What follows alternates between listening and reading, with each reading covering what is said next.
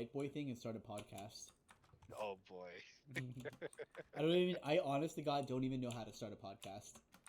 Watch, that's gonna be like the starter words for a really popular podcast that we start together now. We're actually doing the second interview for Victor and his military experiences. So, Victor, how you doing today, man? Doing good, doing good. Hell yeah, we got a few questions to get over. When we last left off, we covered a few things. So, Victor, when we Yeah. last left off, we covered a few things. So, let's go over some quick Victor facts. You ready for this? I also drew a rabbit during our interview. There you go. So, random info about Victor. Victor is a super smart kid. Oh. That's all I got. No, just kidding. Victor is 69 inches. Nice. Victor's mom is a lesbian who raised her his whole life. Yep. Me and Victor met at the end of COVID-19 at 354 MCB 2024 in fall. Yes. Yep. Victor's GC score was just 118, which is actually ridiculously high in the Army's ASVAB test. Victor actually knows MMA. He knows Muay Thai. His mother actually knows, what was it, monkey style kung fu?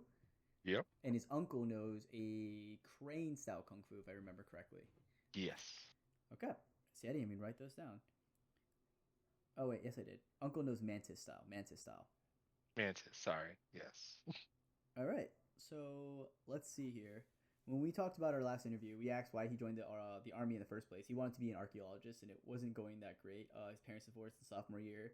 Had went through a lot of feels, processed those feels by joining the army for some reason. Just You know?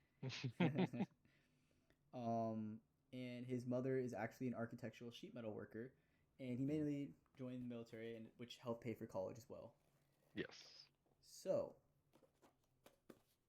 that's what I have written down here for now. I can't find my fancy pen, but that's fine. So Victor, No fancy pen. Yeah. let's talk about some military experiences. Let's go back. We're gonna go back, man. We're gonna do some. Can you pay for my college too? Hey Victor, can you pay for Dom's college as well? I wish. I can barely afford mine, and the army's paying for it. To be fair, you also have to pay for your daughters. Not if she goes to school in Europe. Damn, true. I kind of hate how true that is, actually. Right? All right, everybody, you hear that? We're all going to Europe. Oh, yeah. So, Victor, let's go. Let's just start off a little light here. What was I gonna go with this? Oh yeah, let's talk about basic training, mate. I'm gonna go like psych on you. How was basic training, buddy? Well, basic training was fine, I guess. Oh, I guess it was the one time where I almost died. Oh Jesus, let's talk about that. But no, seriously. So in basic training, it was interesting because towards the very end of Oh, it, um, like I got a fever mm-hmm. towards the very end, and I was very adamant in just like, no, no, no. It's like we're in blue phase. There's only like 2, 3 weeks left. Like there's no way I'm gonna be one of those layover kids. Like fuck, I'm just gonna push through this and finish up. Well, that's what I thought when I woke up. Literally by like I want to say like 2, 3 hours later, I was in a hospital. Jesus. With yeah, I was in a hospital with like a 103.4 fever, something like that. And Did they ice you? say again. So wait, let's start. Where did you go to basic? Went to basic Fort Jackson. Relaxin' Jackson. Relaxin' Jackson is where all the medics go. So Okay. Did they ice you at all when that happened? but yeah, so Relaxin' Jackson,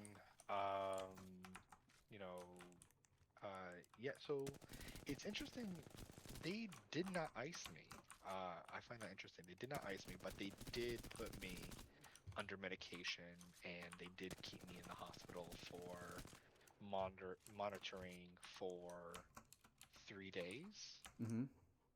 And I remember I remember the conversation before I got to the hospital, right? It was super low key because I didn't make a big deal out of it because I was so adamant and just like pushing through. Yeah.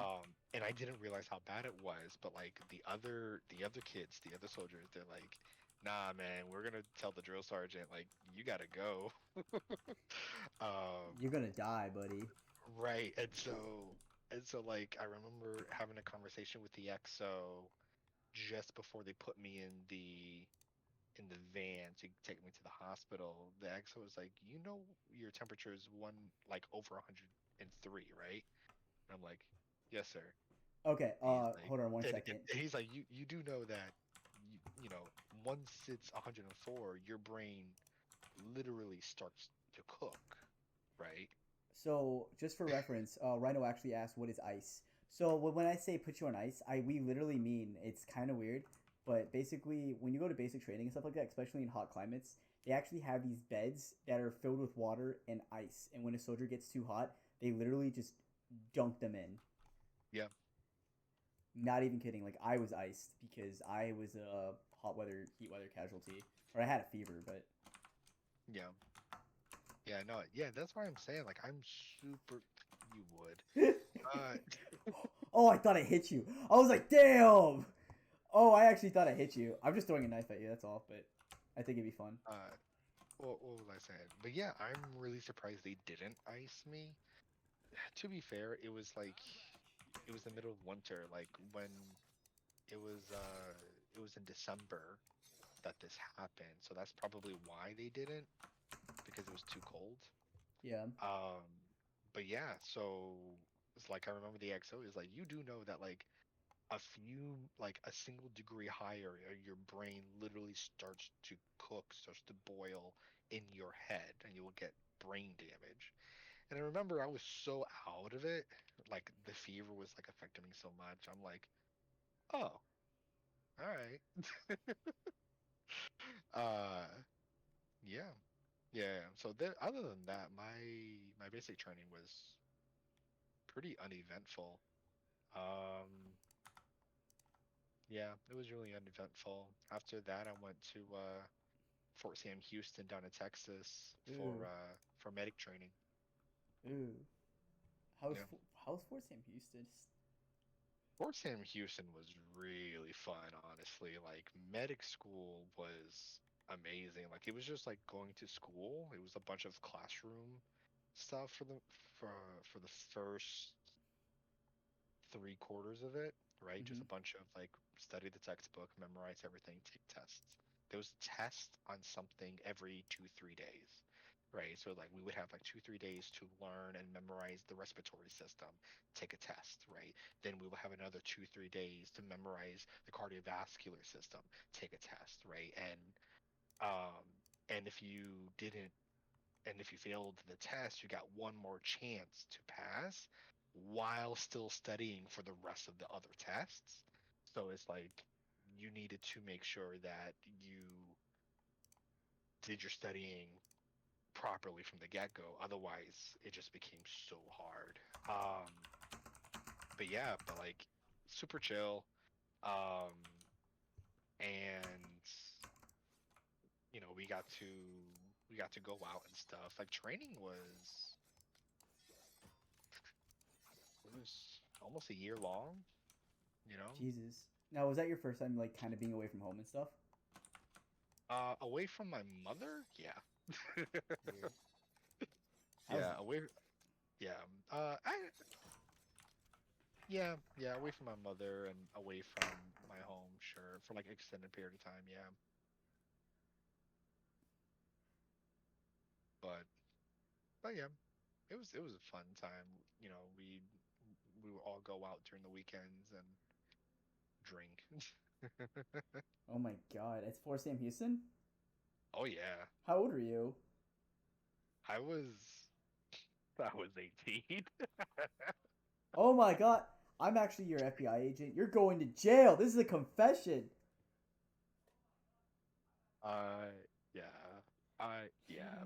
It was Yeah, it was Jesus. interesting because some of the other recruits, the other guys in training, they were older guys. I know three of them were um reclasses, and there was like a good like 10 of them were, initial enlistment, but they're like, mid 20s. Um, yeah, like mid 20s, mid to late 20s. And so like they were all from the South, so they're all like, "Hey, if you're old enough to be here, you're old enough to have this drink. Now drink." That's fair. Honestly, like when I went to AIT, our first sergeant was like, "Who's here is under 21?" And I was literally 20, and he's just like, "All right, if you're gonna drink, stay on base." Literally what Yeah, he said. He's like, he can't stop us, but damn, I almost got you. almost. I'm literally only throwing a knife at you. Ooh.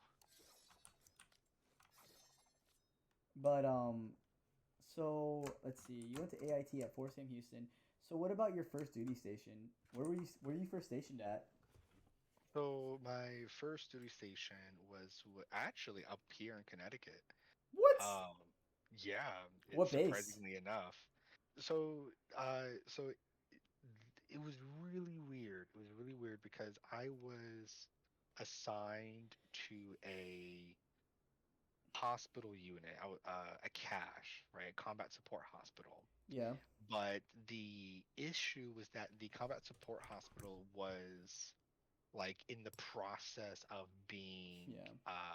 de um what's it called,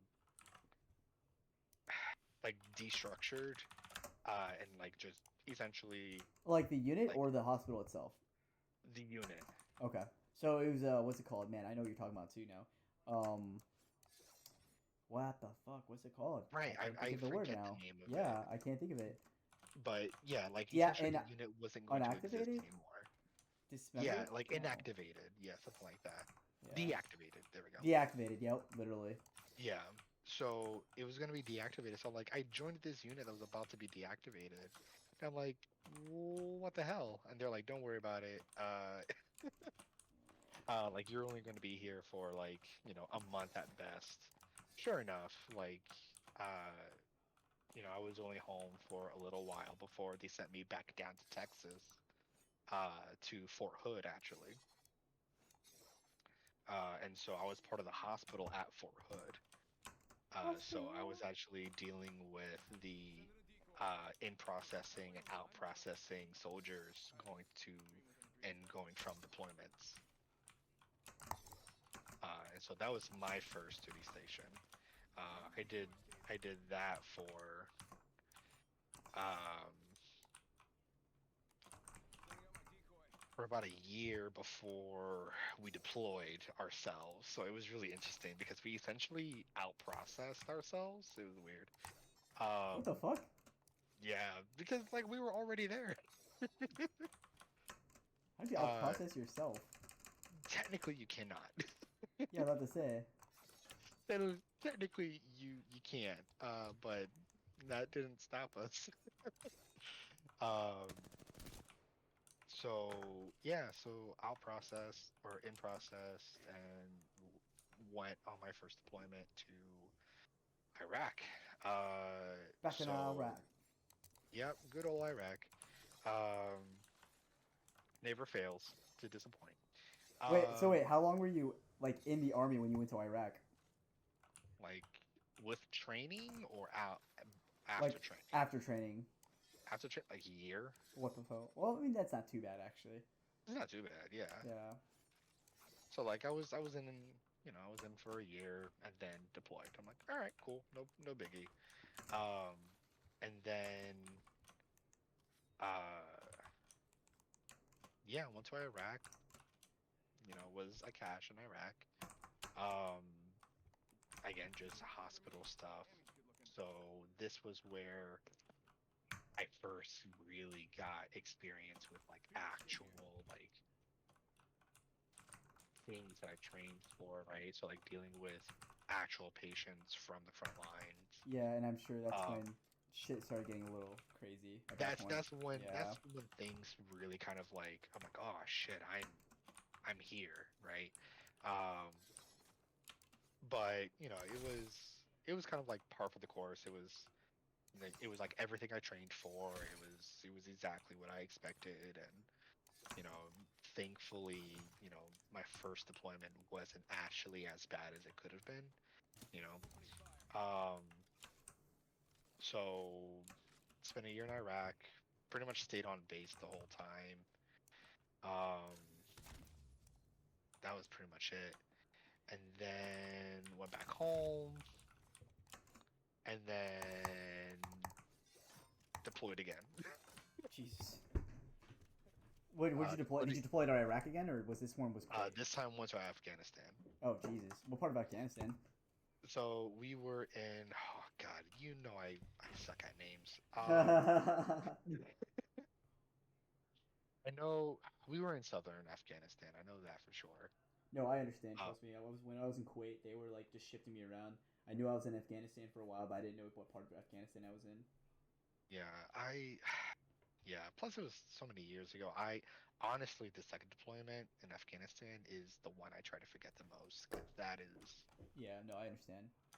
that's the one that really fucking sucked for me. So that's like a fucking dumbass. That's the one where I decided to be buddy buddy with an infantry unit, and they took No, me out to be their medic while ew. they were on their convoys.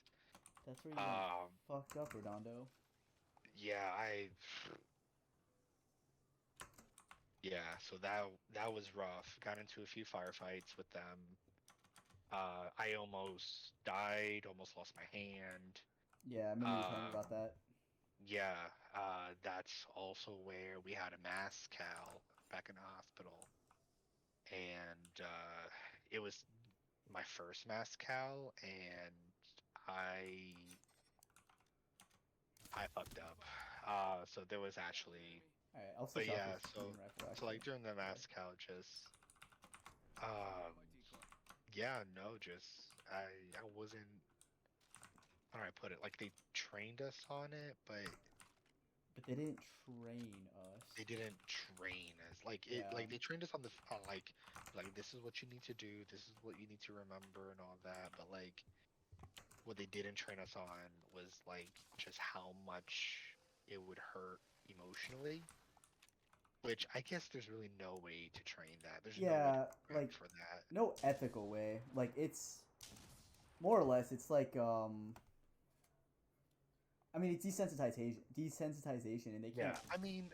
I mean, there's the biolabs, right? So like, there's the thing where like you can send medics to this class, quote unquote, where essentially they take pigs or sheep that are going to go to the slaughterhouse, and the Yeah, army decide, hey, give us those pigs and sheep real quick. We'll kill them for you, as training for the medics. And so they just dope them up with Jesus. like happy pills, with happy drugs, Yeah, um, and just like you have all the medics in a line and with like all their medical gear, and just like you'll have the instructors with like shotguns, cleavers, and just like start massacring these animals I don't even know right in that's front of really us. ethical.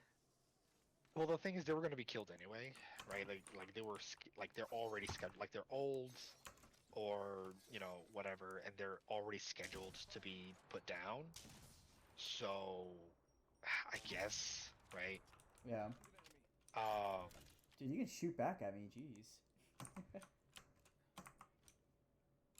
but yeah, the yeah, so it's like, I mean, that's, oh my God, it's so stressful, That's and like then that just sounds horrible. Just imagining pigs getting killed too, like, kind of stresses me out. yeah. Well, the thing is, they don't feel any pain because they're so doped up on Yeah, but happy drugs, right? Like like if anything, they enjoy it, right? Which is sick. It's all that's all fucked up. But yeah, so like I've been part of a biolab before, so there's that. But like having this kind of drugged up pig in front of you, that is meant to die, uh, and you're just kind of practicing, is really different from like having a soldier yeah, talking to you, as they're dying, right? And like you want to actually save them, and you're trying to save them, but like eventually it's just, you know, for me, I fucking blanked, and it got rough about halfway through. Like it just got really really bad, and like I didn't give you know the soldier enough, Yeah, I mean, we talked about that you know too. yeah. So like But and there wasn't a lot you could do there either. There's a lot of unknowns, well, and I mean, that's is there, right? Like there's like I know for a fact that I did my math wrong, right? yeah, If I had done my math right, he could he could still be alive, yeah, and that took me a long time to just come to terms with, not even yeah. get over, because like I'm still not over it. Like there's a reason why I'm not a medic anymore, right? Like after that deployment and just kind of like the experience of that one, I'm like, nah, I no, I can't. Like I could handle risking my own life. I can be in charge of my own life, like But being in charge for of somebody sure. else's life is a lot. Yeah. It's a lot. Like I could handle being a squad leader, because I was the by the time the second deployment ended, I was a squad leader, right? Like I was a specialist, but like I was pretty much running my own little E4, section. your E4 Mafia.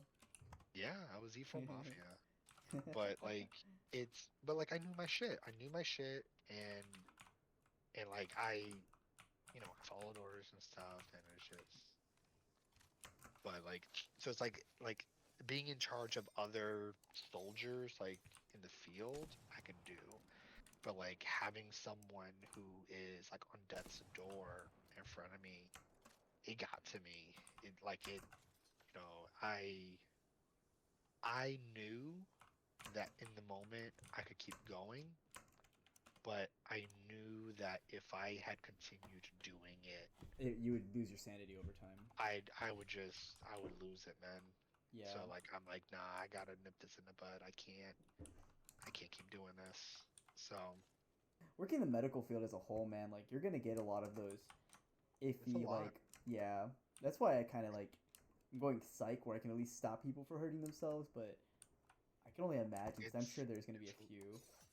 yeah, it's gonna be a lot. You need to be prepared for that mentally, man.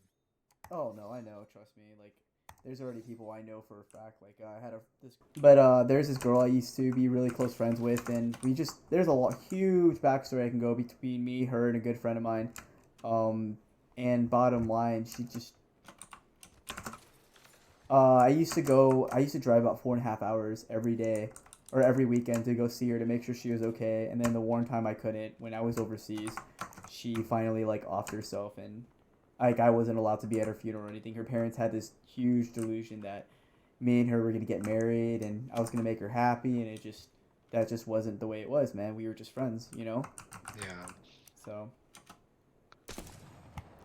but yeah.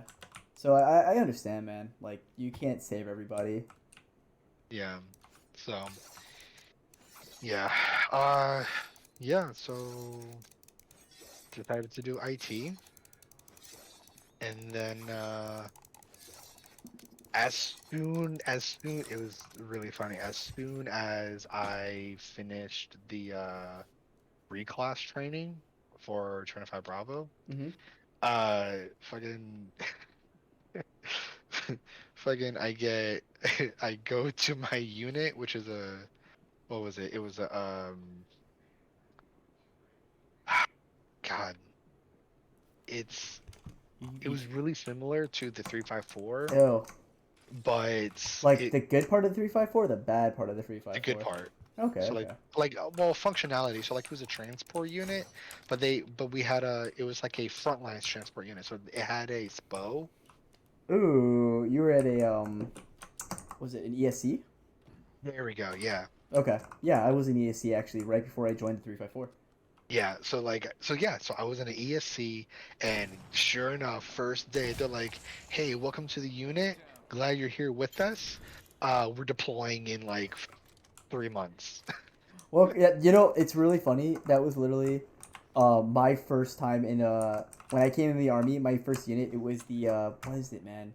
The 300th. We were the 300th postal unit. It was a postal unit, and they were just like, "Hey, man, welcome to the unit. Well, we're going to Iraq," and I was like, "What?" Yeah. So yeah. So Yeah. and yeah, and that's exactly it. I went to Iraq. They're like, hey, glad you could join us. We're going to Iraq in like 3 months. 3 4 months. I'm like, well, shit. All right, here we go Well. again. um, but yeah, Shadow Clone fucking. Jutsu. What was I? Yeah. So yeah, just stayed on base, and that's when I got promoted to sergeant. Get a shield, man. God. So you got promoted sergeant at the ESC. Is this active duty or reserves? Active duty. Wow. Okay. So how long were you active duty for? Uh, so I was active duty until just before the last deployment, which was with the 354. Jeez. Yeah. Wait, did you So deploy with the 354? No, no. yeah, 354. Did you really? yeah, Where, yeah. where did 354 deploy to again? Kuwait. Ew. I didn't know you went to Kuwait. Well, I went to Kuwait and then back to Iraq. Oh my god.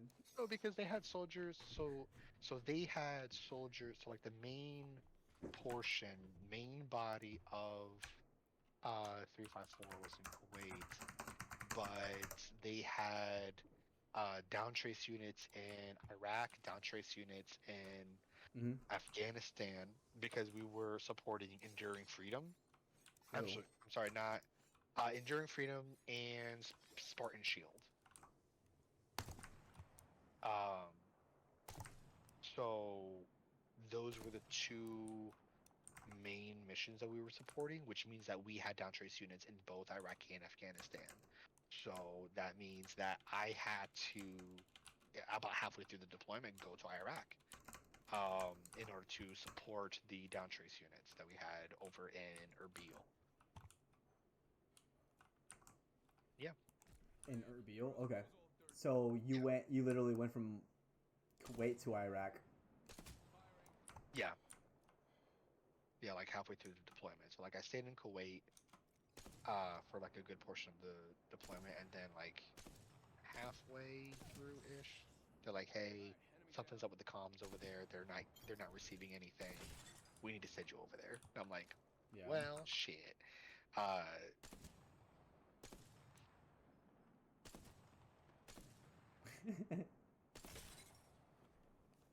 Jesus. So you've been yeah, to Iraq like 3 times. yeah, That's annoying. I'd be it's pissed. super fucking annoying. Hello, Iraq, my old friend. Yeah, I remember like actually that last deployment was really interesting. With the 354 because two major events happened Mm-hmm. while we were out there. The first major event was that there were uh, signs or there were statements of chemical warfare happening in Turkey. Yep. And so our BC, that fucking asshole, thought it'd be a good idea to send his soldiers who are on a completely different mission, Mm-hmm. take them from this mission and send them into the combat zone of Turkey, right? What the hell? Uh, yeah, and so I remember my soldier. Do you remember Baez? Baez, Baez. Baez, he also 25 Bravo. He's a sergeant now. He and his girlfriend, wife now. I don't know, but girlfriend. At least at the time, uh, moved to Maryland. But anyways, Baez. Why does that name sound familiar? yeah. Anyways, good soldier, really, really good guy. Um, so Kuwait was his first deployment ever, and he's an IT guy. The BC was going to have him be sent to Turkey as a gunner. What the fuck? Exactly, and Wait, which like, BC is this? Is this the asshole BC before Pritchard? yeah, yeah, Hmm. yeah. So like I remember our officer uh like walking into our AO, be like, "Hey, this is the deal. Buyers, you should get ready for what this means." And like I remember like getting into like an actual argument with with our officer. I'm like, "You are out of your goddamn Yeah, mind." it should be somebody in HHD who's the gunner. Yeah, and so like I'm like, you are out of your goddamn mind if you think I'm gonna let you or let the BC or let any of these motherfuckers take my soldier, my specialist, out into fucking Turkey where he doesn't belong, just to fucking die as a gunner. I'll go to Turkey. Fuck this. And like thankfully we were not in the talk. Yeah. But like uh but we were in the other uh non-secret AO. But like pretty much everyone in the space fucking heard me. I was yelling. I was not happy at all. Eventually the general, who the BC has asked permission for or from, the general was like, "Are you stupid? No." Yeah. Also, like, why the fuck would anybody in the sixth section go? It's just so you know. So the army's actually quarter segmented off in different sections, and usually sections have different specialties. The sixth section is usually like G6 or S6, depending on the type of unit or how big the unit is, the echelon, the high level it is. Yeah. Six is usually IT. Yeah. Generally, they run they do communications, the Yeah, wires. so Sorry. we do all the Yeah, yeah. hookup, the setup, maintenance, breakdown, and security and administrative work for all the computers, radios, satellite systems, everything in between. Um, so like we're network administrators, we are cybersecurity, we're uh what is it? Help desk. Like we run wires, we do uh, all the things, everything that you think will enable Commu- one soldier to talk to another over a long distance. We do that. We are in charge of it. and Uh, that basically makes them the most valuable people on our team essentially, and they're very hard to replace. Very hard. Like our training is at least a year long, depending on what we do. Yeah. Because even for us, we have specializations. Um, but yeah, like fucking, like he was gonna send a fucking IT nerd who was on his first deployment out, like kid, Hmm. out to fucking Turkey. I was livid. Thankfully, the general said no. The general was like, "That's a bad idea, and also you have no business doing anything." The thing with our BC, our battalion commander, is that he was the Also, what was it? why? He was a metal chaser. But what the fuck was he gonna get out of that? Because as long as the battalion commander, if he has a soldier anywhere, he gets credit for it. That's right. So he was trying to get freaking. He was trying to get Yeah, either a bronze, silver star. No, he was trying to get a fucking a cab. yeah, that's exactly what he was trying to do. Because guess what? It was his first deployment as well. Ew. And he was Yeah, a lieutenant colonel. and he was a lieutenant colonel. He could not get promoted without a deployment, which is why we had deployed, which is why the 354 had deployed in the first place. Did he get promoted? He did get promoted, which is Gross. why he's not the battalion commander anymore. Those are the people I wish their mental health would degrade so they could come see. Yeah, no, like he was a piece of shit. No one liked him. No one liked him. Anyway, I digress. So that was the first major event that happened during that deployment. The second major event was actually when, again, Baez and I were in Iraq. I don't know if So I this was Baez or Byers. Baez. I don't know if I met Baez, man. I'm thinking of No, Byers. I'm thinking of my soldier from my old unit. no, not him. Uh, yeah, maybe you didn't. Maybe you didn't. Yeah, I think I helped him get promoted, but just before. Oh yeah, because you were only with the unit like for the last few months that I was there, huh? Yeah, right when Mears was leaving. Oh, okay, okay, okay. Yeah, yeah. You don't know Bias. Never mind. Sorry. I was gonna say, you know what? I don't think I actually know him. Yeah, you don't know him because I helped him with his promotion packet, and he got promoted to sergeant, and left. So yeah, before you got there. So yeah, um, yeah. So the second major event that happened during that deployment was Baez and I were in Iraq, up in Erbil, and while in Erbil, that is when the Kurds, right, the local people, the Kurds, decided to have a vote on whether or not they wanted to be independent from Iraq and start their own country, in which the turnout was 100% practically, and the outcome of said vote was Mm-hmm. like a 93% approval for separating from Iraq. So Weird.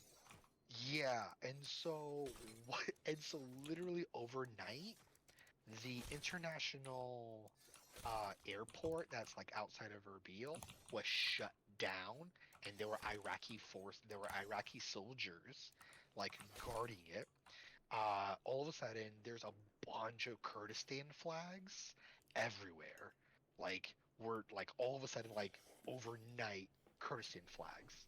Just like the amount of nationalism, like was over like through the roof, and there was like a good 2 3 weeks where like everyone in Erbil, and keep in mind Erbil is a international base, which means it's not just U.S. soldiers, but it had British soldiers, French soldiers, German soldiers, Canadian soldiers. Um, so like it's an international base. Uh, all of a sudden, like for a good 2 3 weeks, we're all like on, you know, we're all on red alert. Cold Delta. We're like, ah, shit, we might be having a civil war on our hands right here, like right here. Jesus. Uh, yeah. So, and then nothing happened, thankfully, but that was But terrifying. they did manage to break away, didn't they? No, Oh. Hmm. no, no. The Iraqis were very adamant that they weren't going to allow that to happen. Weird.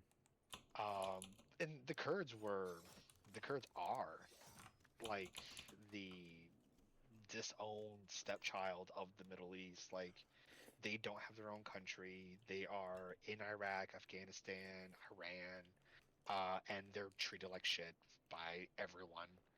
Um, so the only people that like really help the Kurds or treat them well are essentially the U.S. soldiers.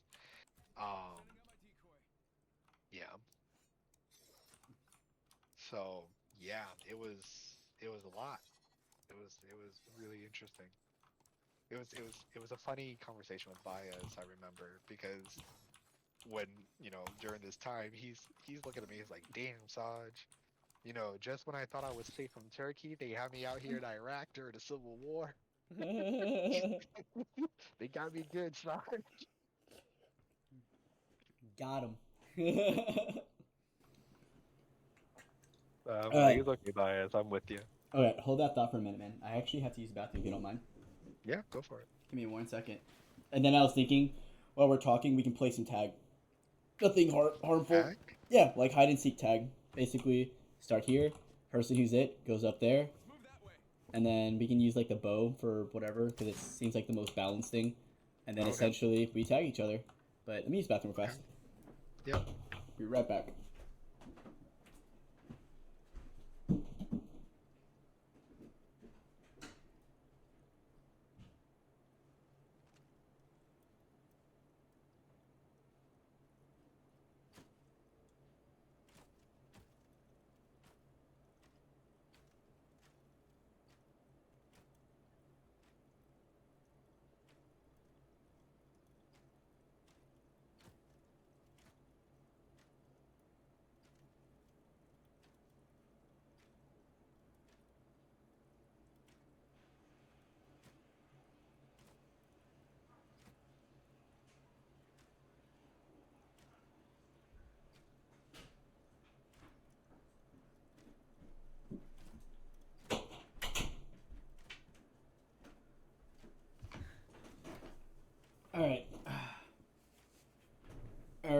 Can you hear me? Yep. I am back. Ooh. All right. Let's see here. Grab the bow and grab the throwing knife if you want. Throwing knife's fun, but it's really hard to hit people Throwing with it. knife? Yeah, throwing knife's really hard to use actually. I don't think I've ever used the throwing knife. It's not even in game. It's like part of the game mode, one of the game modes they had. Oh, okay. Victor, tell us about the gallon of lube you bought. So, Devious wants to know about the gallon of lube you bought.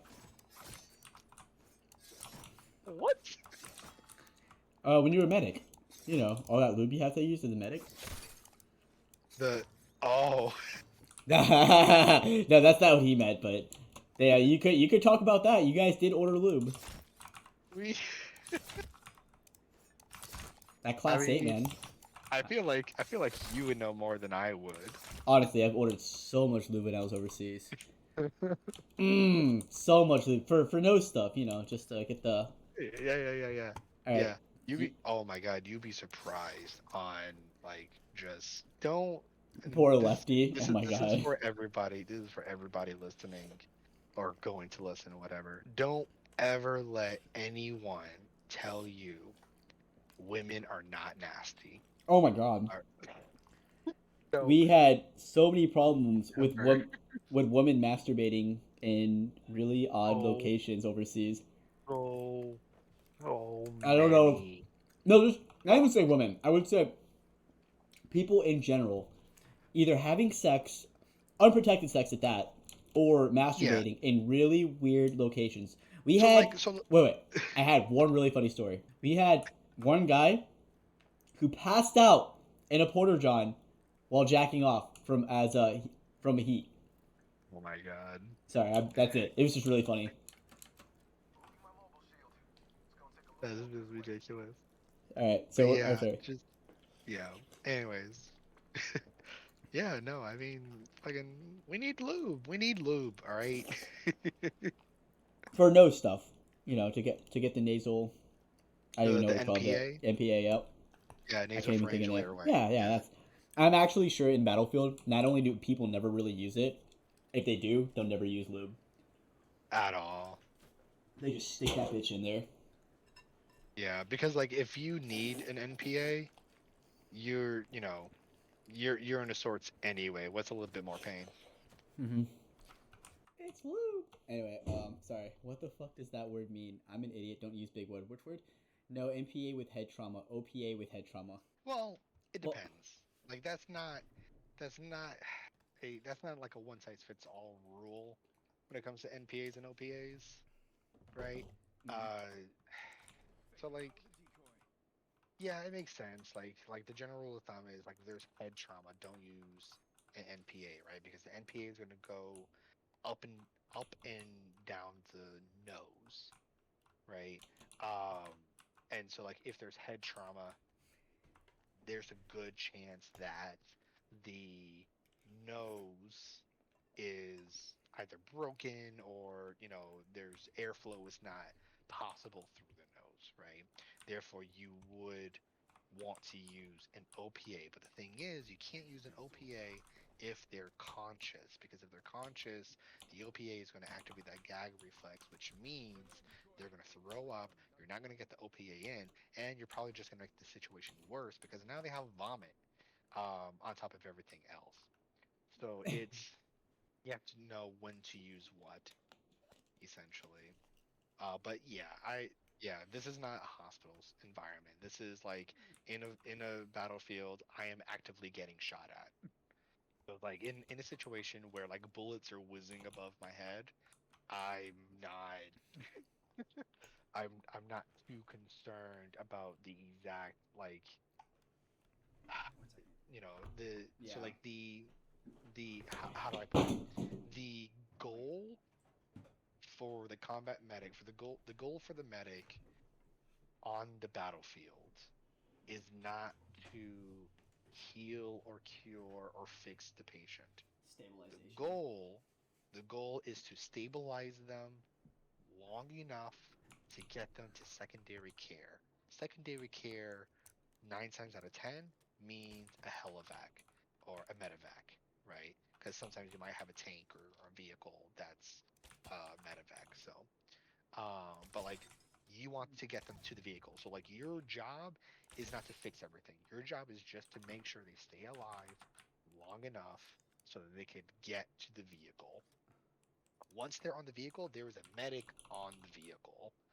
Their job is to kind of take the time in while in transit to excuse me, take the time to actually like go over it a bit more carefully and be like, oh, okay, the field medic did this thing. That's technically not right. Let me fix this.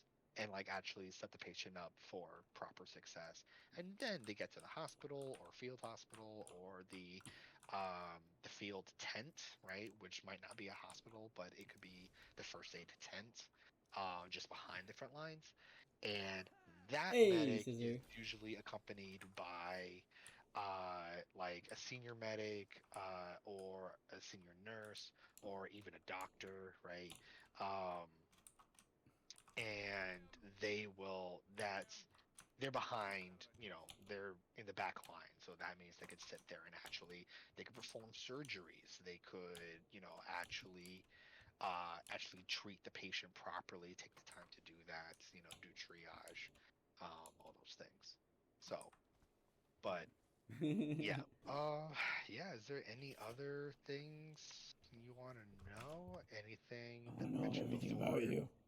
Anything mentioned that you want elaborated, or do you want to move on to other things? What's up? Well, what was it like transitioning from active duty to reserves? That's one thing that a I lot of people would probably want to hear about. It fucking sucks. Like, do you like active Uh, better? Do you like reserves better? Do you like aspects of the how reserves or active duty? how do I put it? I Oh my god, that's That's actually a not hard bad. question. That's an interesting question and one that's hard to answer because like my initial reaction to that question is to say that I like active duty more than That's all of our. um That's everybody's reaction. Yeah. yeah, like I 100% prefer active duty over reserves. With that being said, when I actually let myself just stop and think about it, there are some nice things to the reserves that I do prefer over active duty, which are the exact same reasons why I switched over to the reserves in the first place. That being, the reserves allow me to, um, the reserves allow me to, how do I put it? Um, have a life, essentially. Like it gives me the time to build a life, right? So like in active duty, I was so focused on just the army, I can't do anything else. So okay, that's fair. It's kind of a loaded question, but like what were the huge major differences that you noticed? Like, uh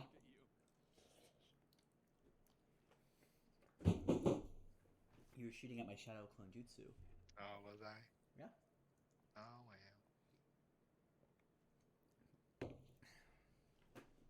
I didn't know you were trying to. I thought you were trying to shoot at me. Uh, but yeah.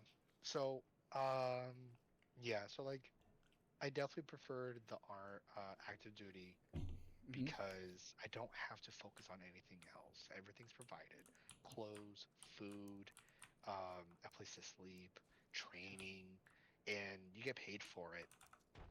Um, on top of everything else, right? So with that being said, yeah, I 100% preferred active duty. And just like because it's active duty, which means you do it every day, um, and it's just your full-time life, it's everyone's full-time life, which means that you don't have to freaking worry about anyone not doing their job, properly because it's what they do, right? And it's like, things can get done relatively quickly. Um, because there's nothing else. So like active duty is super simple, and I really enjoy the simplicity of it. Right? It's I just you wake up. You wake up, you work out, you do your job. Oh, What? you wake up and do PT.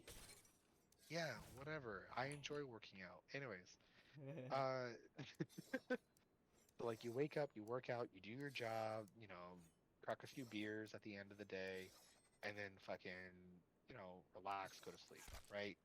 Really simple lifestyle. Yeah, I love it. With that being said, I had no time for anything else, right? Which is the army. Um, and having a and so like, family. yeah, and that's like the really big thing that I wanted to do. I always knew I wanted family. I wanted to have a wife. I Uh, wanted to have a kid or two, and like, Wait, are you have guys a going for job number two? eventually. So yeah, so I knew I wanted something more. Yeah, you wanted And you wanted me. bad for you, Rob. I found Evelyn first. Damn. That's fair. I understand.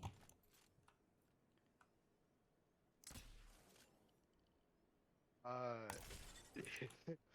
so yeah, so like I knew there were things I wanted in life, and I knew that if I just stayed in the army, I couldn't do it because I saw like so many other soldiers find others, get married, get divorced in like months, right? Like it's That's usually how it works. Yeah. yeah, like it was just so bad, You haven't right? been in Like the army so unless bad. you've been divorced at least 12 times.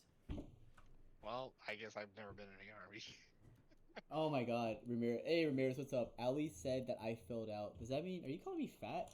I get fat? No. Jesus. Jesus. I've like literally only gained 5 pounds.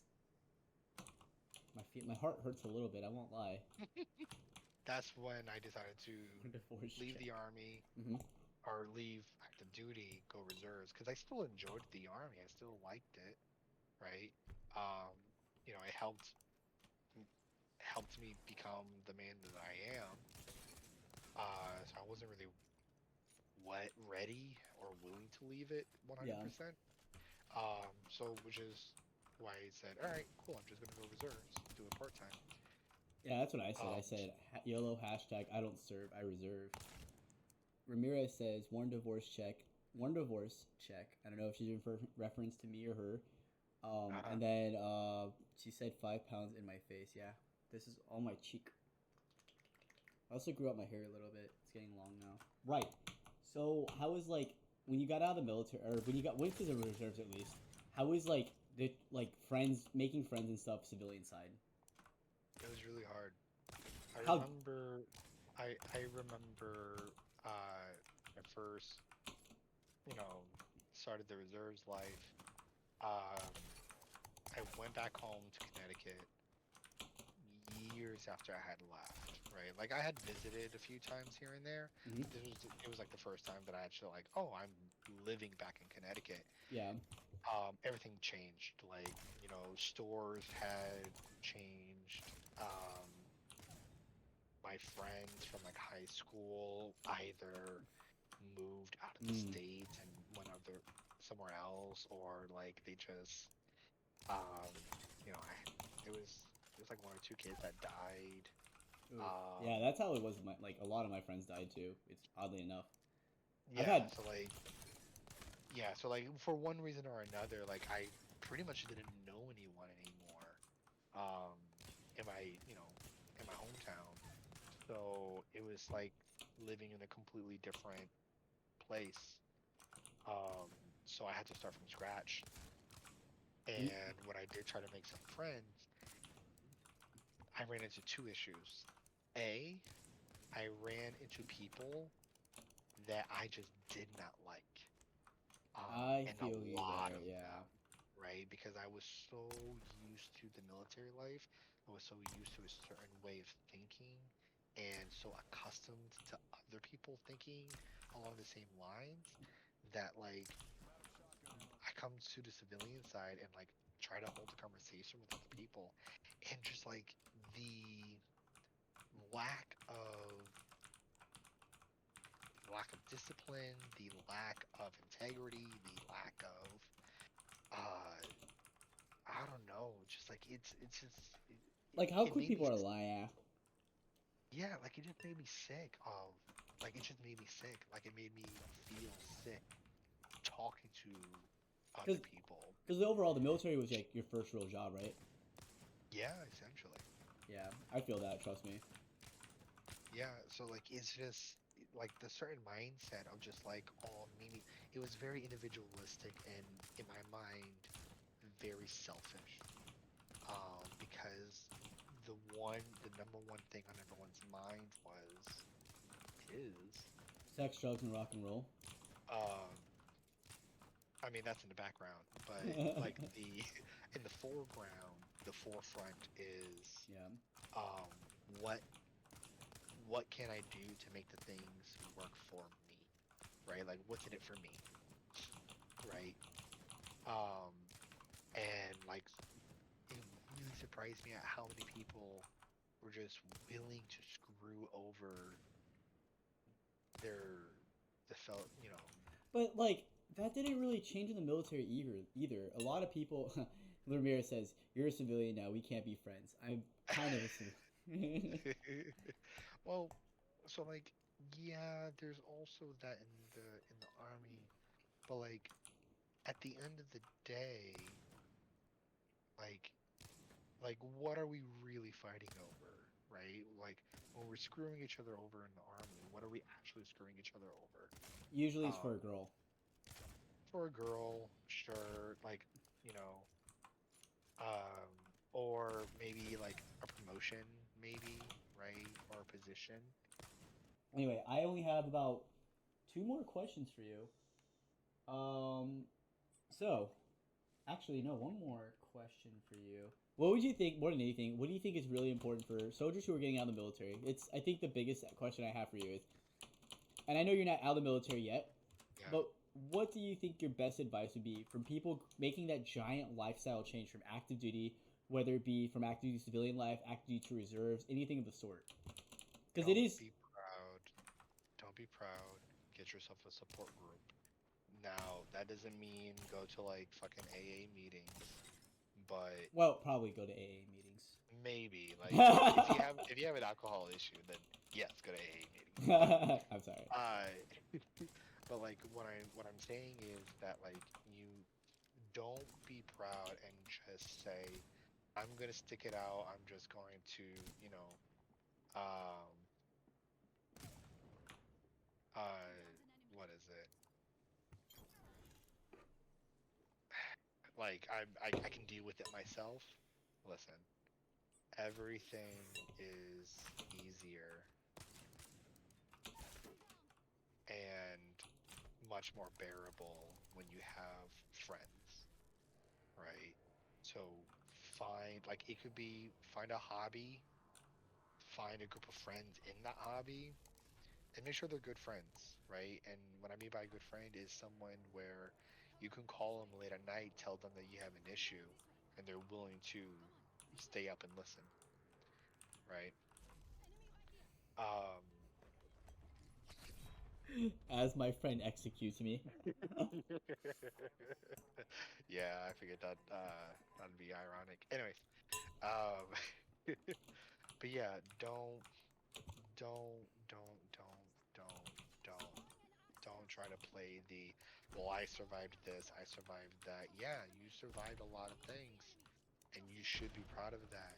But don't think that that means that you can handle loneliness. Don't think that that means that you can handle um, being misunderstood, right? You know, there's so I cannot count how many times I had been in trouble because of things that were misinterpreted, right? So like, you know, you could have a conversation and you know, people, civilians think differently than soldiers do. That's just a fact. They think differently, which means they react differently as well. So be careful with that. Um, be mindful of what you say. be mindful of what you do and really find that group of people, small group of people that you can connect with, and that will save your life. What? Oh my Yeah. god, you walked right in front of that one. I was trying to stick this guy. Okay. Hey Victor, I really appreciate you interviewing. And then I think, honestly, if because you're one of my closest friends, and unfortunately moving and stuff sucks. But I think I would like to do more streams with you in the future where we just discuss random stuff. I'll probably do some random topics and stuff like that and go from there. Would you be okay with that? Yeah, sure. Thank you for really discussing a lot of personal matters and stuff. Like you Yeah, kind of deep dived problem. into stuff that's honestly really hard to talk about, and I really appreciate you showing that vulnerability here. Yeah. Yeah. No thing. You know, it's. I'm happy I could. Be a part of this, and Oh, thank you for listening. Honestly, thank you, everyone who's listening for listening.